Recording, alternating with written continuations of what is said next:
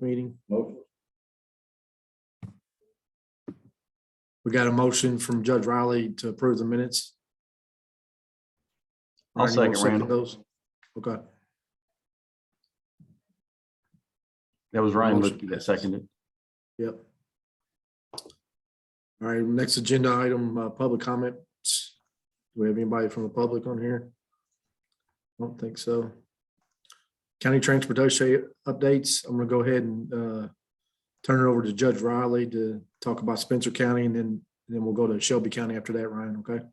Okay.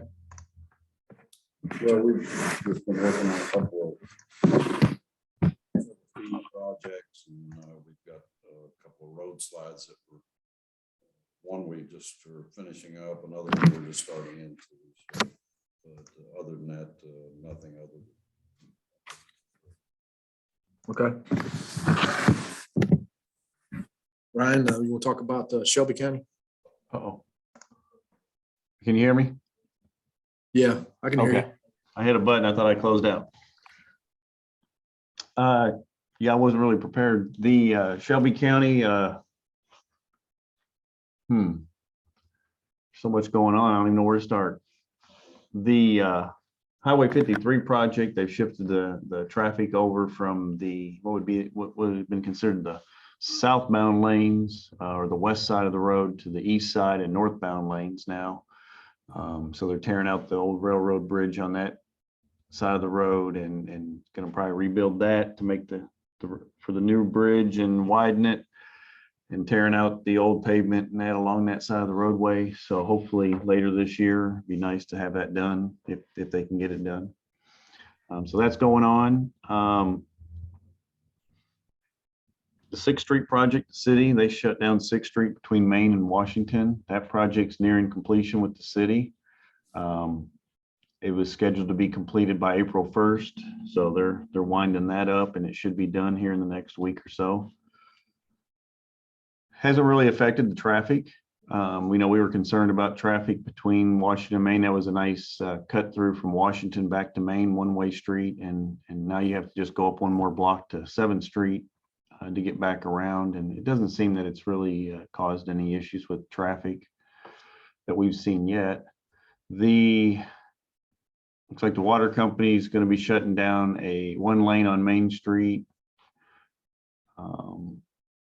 Between like 10th Street, somewhere in there, all the way down to 8th Street. And then they're on Washington Street, going to shut down one lane for a while. It looks like they're going to upgrade water lines in those lanes that are needing to be upgraded. So that's going to cause some traffic problems here soon. I think they're getting this all done because the state's got a plan to repave both those roads this summer or this spring. So they're trying to get that done before paving comes through.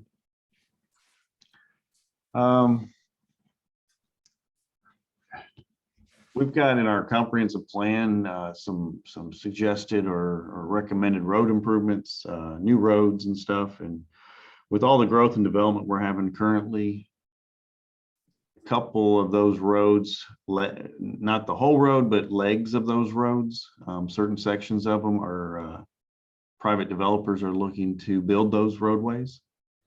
Randall, you'll know that we had a road from exit 28 in Simpsonville all the way to exit 32, and then from 32 over to Highway 53 or exit 35. So that section of road right now, there's possibility of 3 sections of that roadway being constructed. Still won't make all the connections, but it's a good start. Now, if we can just get that northeastern one that starts from 53 all the way up to Benson Road, so we'd go up to Frankfort Road or US 60, then on up to Benson Road. If we could get those built, that would significantly help moving traffic around the Mount Eden Road, Eminence Pike, Boone Station Road, US 60 intersection, and get that less congested. If we could ever get that funded and in a plan. But other than that, just a lot of growth, a lot of development. Possibility right now, we've seen plans possibly about 6 million square feet of buildings being constructed along that I-64 corridor. that people are talking about doing. And then there's some other projects that could even boost that up to probably over 10, about 10 million square feet. So we're just plugging along. That's all I got, unless you have some questions. No, thanks, Ryan. I know the 53 project that you just talked about at the beginning.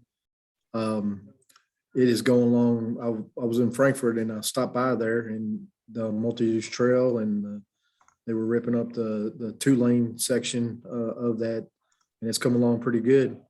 And they got the bridge over the railroad track now, so hopefully that'll be done in another year. I don't know if Larry has any updates on that or not, but it's moving right along. So that's all I had on county updates. I'll go to the next agenda item, which is the Kentuckians for Better Transportation update. Kind of give you an update on that.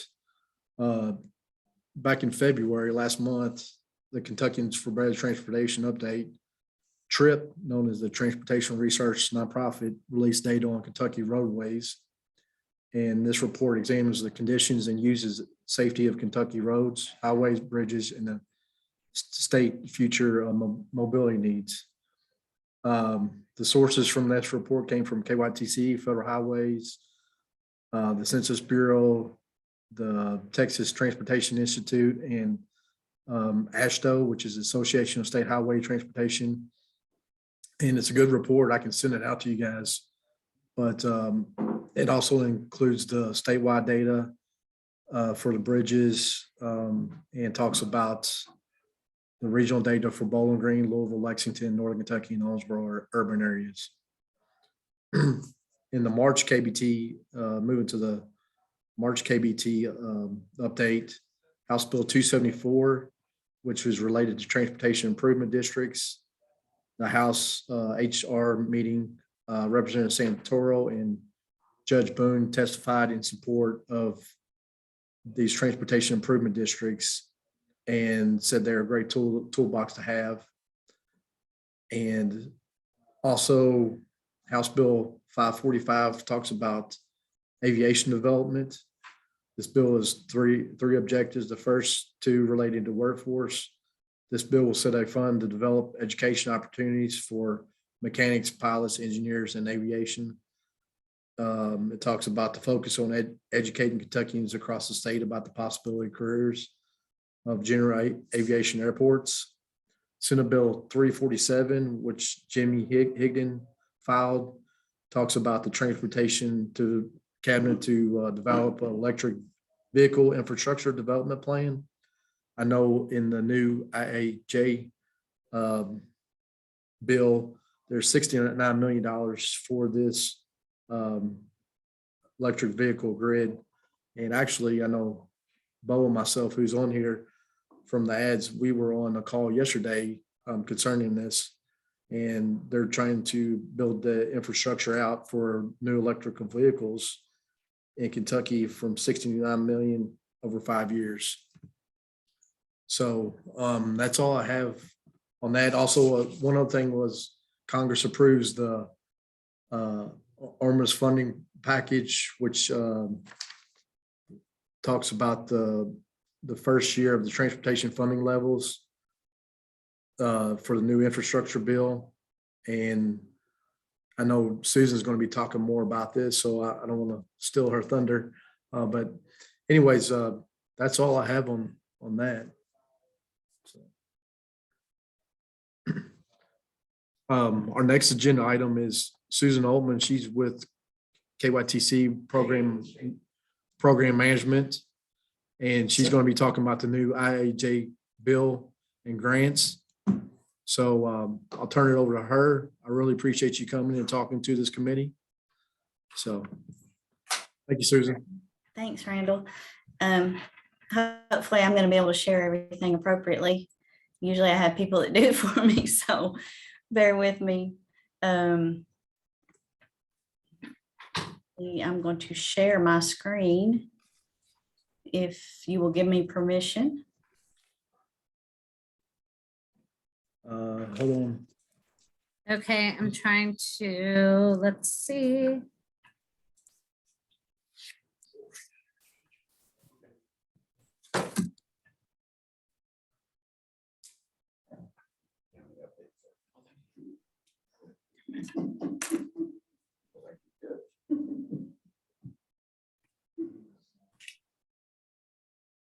Elizabeth, were you able to Got it. share a screen?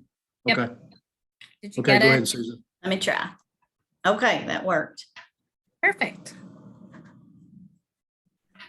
Okay. Maybe I can get this in the appropriate. How's that look? Okay. If you were at the statewide planning meeting in January, this will be familiar to you. This is what Mike Hancock spoke from. So hopefully maybe you weren't, but if you were, we'll take a little bit different spin and maybe talk about a few other things that he didn't touch on. But you know, as Randall said, my name is Susan Oatman. I work in program management. I'm currently the statewide LPA coordinator. Prior to that, I worked in District 5 in project development. And prior to that, I worked in District 1 on the western side of the state and was in various departments while I was there. So kind of how all this came about for me, being involved with the grants, when I was in District 5, they asked me to be the project manager for the Dixie Highway project.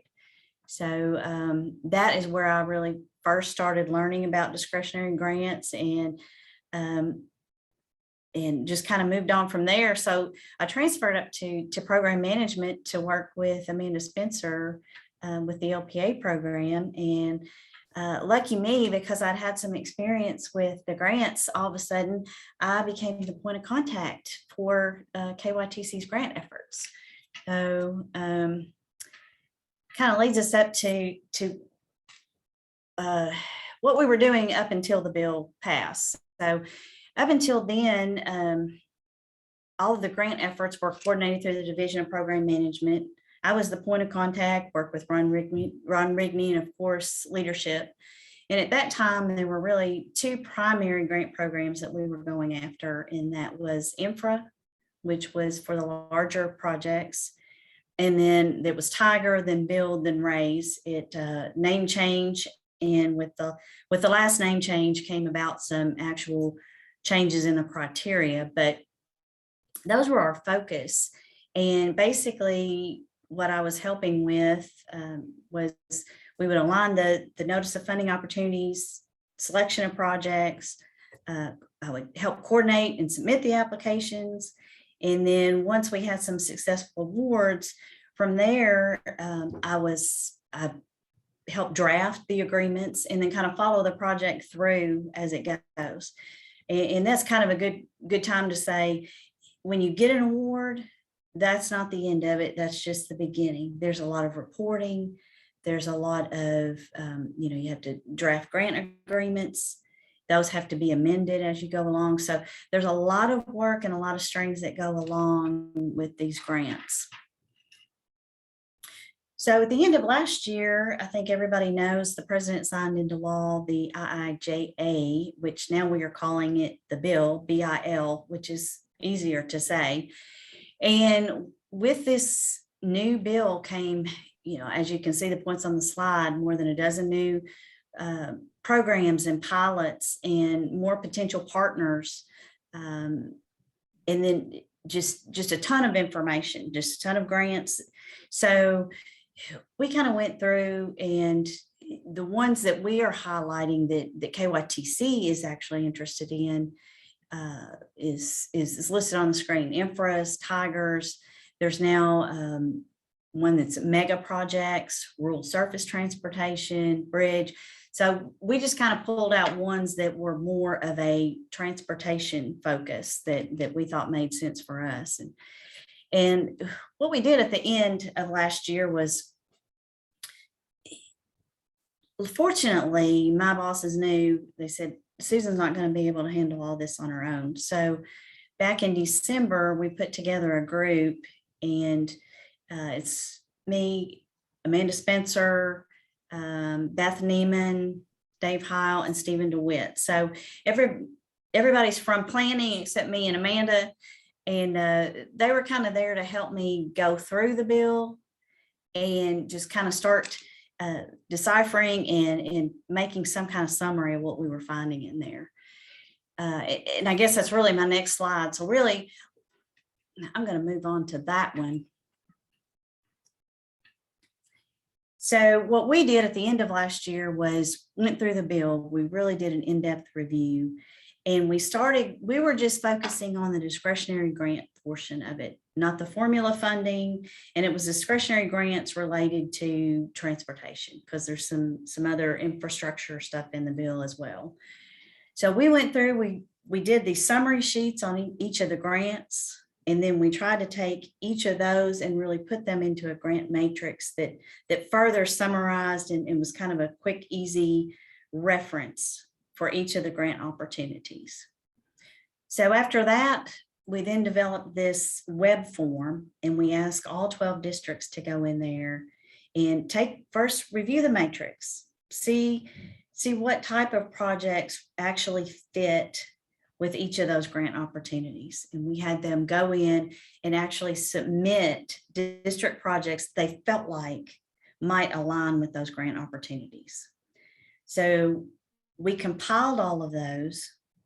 And now as the NOFOs are coming out, we will sort, and just like Ray's just came out. So we would pull out all those projects and kind of look through them.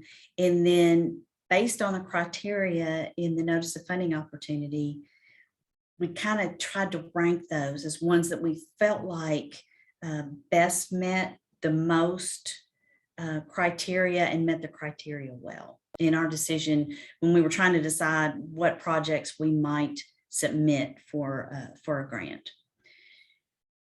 So that's where we are now. And in the team, we're kind of the working group, and then we have an oversight team that consists of different folks in leadership that we kind of go back to with our thoughts. They review them and tell us, what direction we need to go.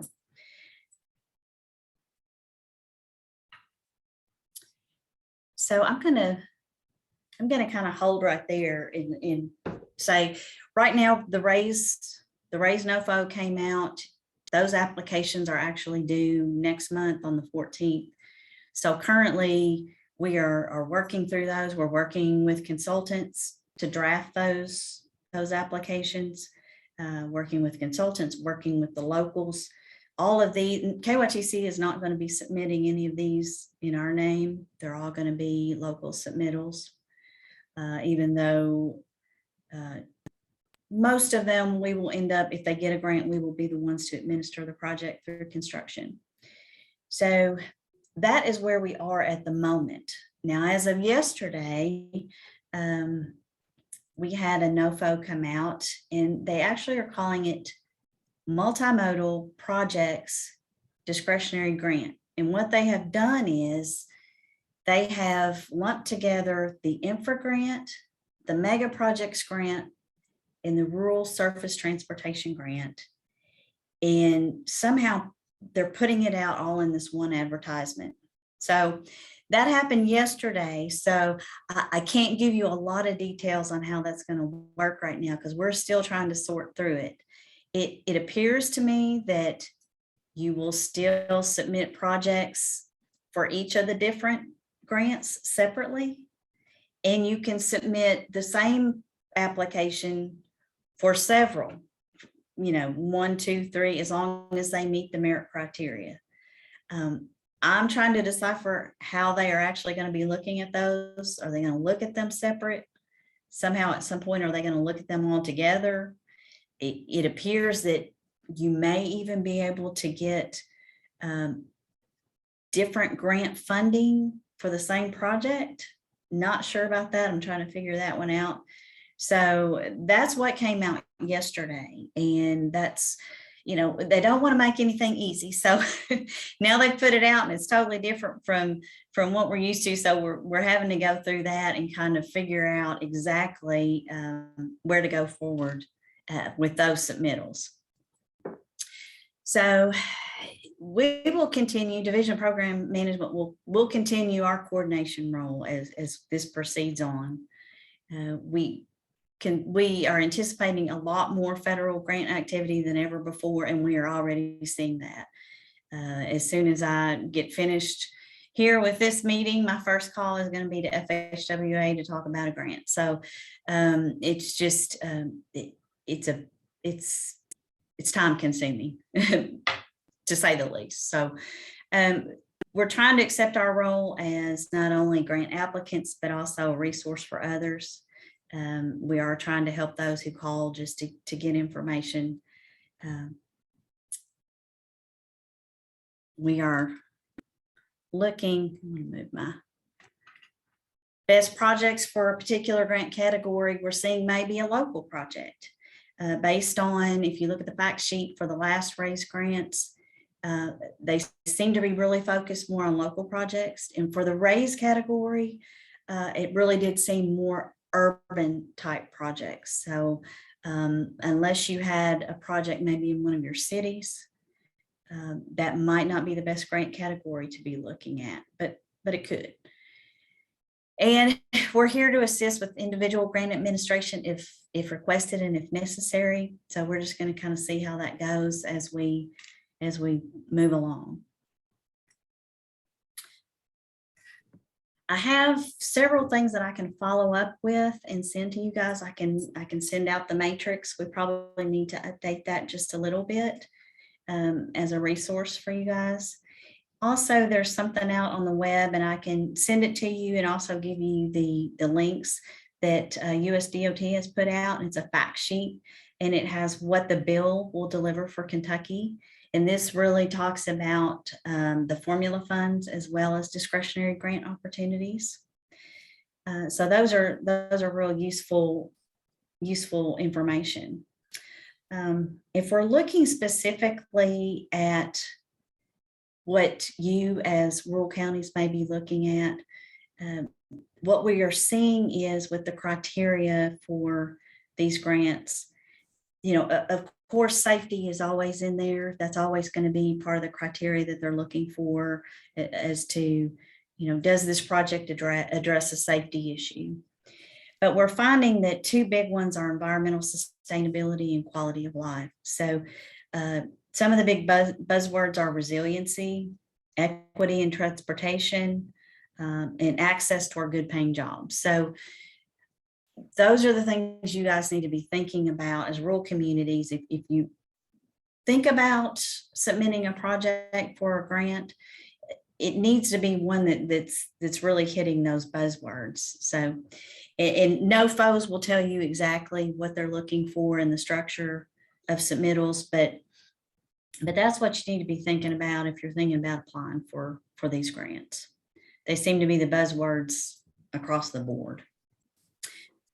So are there any questions that you have for me that I might be able to help? There's no questions here in the room. I've got one, Randall. Okay. Susan, this is Ryan Lipke out in Shelby County. These grants you're talking about for a rural community, could you explain what type of projects that the rural communities could, and I know you talked about safety and quality of life and things of that nature, but what kind of projects would you think would be good projects that the rural counties could submit to maybe have a chance to be awarded these grants? Well, if you're looking at a raise grant, and that's what's out on the street right now, except for what came out yesterday. And two, you're going to have 5 years. So, raise grants will come out again next year. If you're looking at that one, you probably need to be looking at some of your towns maybe that have, I don't know if you have any kind of transit. I'm not sure what amount you have. If there's any project that can add to that. I did see a lot of projects on the fact sheet from last time of multi-use paths, greenways. And I would think that rural communities in your towns, you could probably get into some projects like that. And some of them were strictly adding multi-use paths. It was mostly correcting an area to be safer for pedestrians. It wasn't really roadway improvements so much for vehicles, but if it was a path, or it might be an improvement at a signal, or, and say you had an overpass and there was no way to get around, you needed new sidewalks. So anything that deals with pedestrians, that would be a possibility for a raise grant. And, you don't have to have some big expensive project to do that. It can be a smaller dollar project where you're going for a lesser amount. What we're kind of seeing is a 30 to 40% match is kind of the sweet spot, even though urban projects are the only ones that require a match, the 80-20 match. Rural projects require no match. But what we're seeing and what we're hearing is that really 30 to 40% is a sweet spot. You can go under that, but a zero match is probably not going to get looked at as hard. So rural surface transportation grant, that is one that I said just came out yesterday in this package. That might be one that you want to pick up and look at that and see what the criteria are for that. That would probably be out of all of them, the one that your projects are going to fit in. So I'd look at that, and I'm happy to send out a link to the NOFO. If you go into grants.gov, go into that site and you can search, you can put in infra, you can put in rural, and it's going to pop up and it gives you those recent notices that were posted. And if you click on that, you can get to the NOFO that explains the criteria that they're looking for those. Of course, when you get into infra grants, they're pretty high dollar. So you're going to have a project that was pretty hefty out there. I know for a large project, the minimum award amount is 100 million. So, you're getting into a range where rural counties, smaller cities, they're probably not going to have a project like that. And if there is one in the area, they don't want to be the ones to manage it because it's going to take quite a bit of experience to do that. Probably the same with what we're calling mega. I can't remember the exact, it's a big long name, but it's mega projects. So that's going to be another large one. And that's what's out right now. Really, I think the rural is probably the one you need to focus on. If I had the matrix in front of me, there may be a few other ones that might fit, and I can send that out. And if you look through it, that would help give you an idea where your projects fit. Okay, thank you. Mm-hmm. Yeah, Susan, if you want to send that to me, I can send it out to the committee members and everything. So Okay. I really appreciate you presenting and talking about this grant. You're welcome. Anybody else? All right, we'll go on to the next agenda item. Thank you. Elizabeth, if you want to pull up the KIPTA Online Resource Center, kind of want to show that to you guys. Myself and another staff person put this together, and it's all of our comprehensive plans and plans that we have on here. So it's at our Louisville Metro, our MPO plans, but also we have all of the rural plans on here too. So Judge, your Trimble County comprehensive plans on here. Spencer County's on here. If you want to scroll down, Henry County's on here, land use plan. I also have the strategic Taylorsville plan, Judge, in there. And then all the KYTC documents in there as well. So this is a good resource for you guys to go to look at all the different plans. KYTC 44 planning study that was done from Mount Washington in Spencer County. That's in there, Judge. All the I-71 plans are in here, Judge. Shelby County's in here. So it's a listing of all the KIPTA region. And then we have a crash analysis in our urban counties as well. So You have a crash analysis for like Henry County. we do not, Judge. I know the state data police Kentucky State Police have a data website that we can go to get crash information for the rural counties. The reason I ask is because a gentleman came into my office the other day and was telling me about his son T-boned a car who was coming off exit 34 southbound 71. Mhm. And this young man's son T-boned this car, which it ended up being fatality. And his concern was about raising that ramp off of exit 34 so that he could see over that bridge, because it's like a blind spot. One spot. Yeah. And that's why Yeah. Yeah, state police has all that good They stuff. have all that stuff. Very unfortunate. It was a 19-year-old boy. Hmm. You know, he We've killed- had 2 fatalities on 155 so far this week. Is that right? One yesterday, one Monday. All right. Mhm.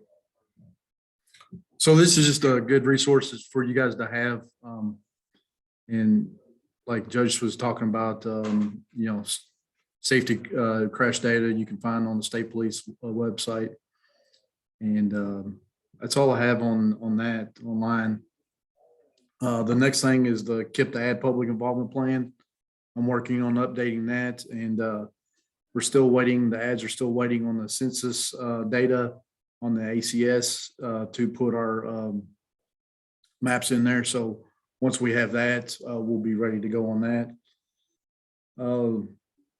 Next thing was topics for future RTC meetings. If you guys have any ideas or suggestions, please let me know. And then our next next meeting is May 26th at 1 o'clock. Sorry, Mom. Oh, yeah. Oh, it's crazy. We all love spring. Yeah. That's all I have on that. After I got choked up.